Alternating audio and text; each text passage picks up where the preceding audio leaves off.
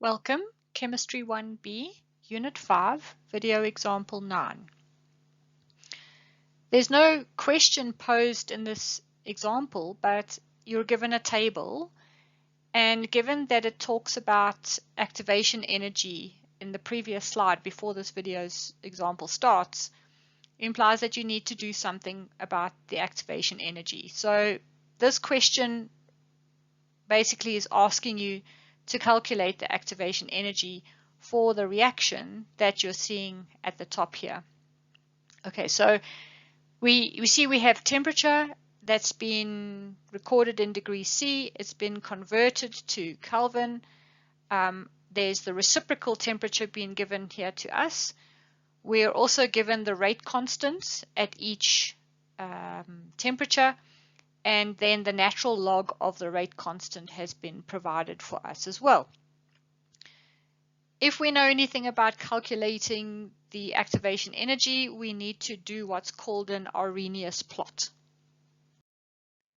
So on this slide, you can see this is the Arrhenius plot, and if we plot the ln K, so the natural log of the rate constant, versus the 1 over T, which is the reciprocal temperature in Kelvin, we can get a straight line.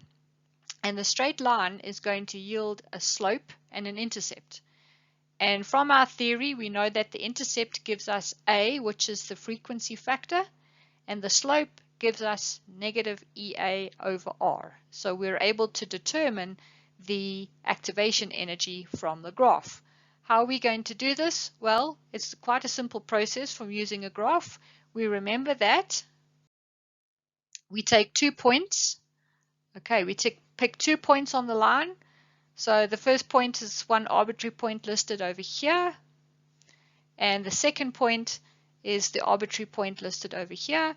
We calculate the slope by taking the difference in the y values over the difference in the x values. Remember that ln K is on the y-axis, so this is really the change in y over the change in x, which gives us a standard slope value.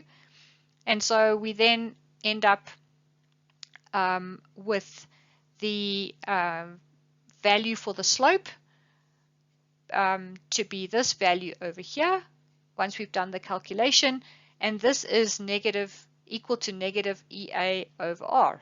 Okay, so we can determine the activation energy simply by taking the value of the slope, multiplying it by the gas constant, and we end up with the activation energy.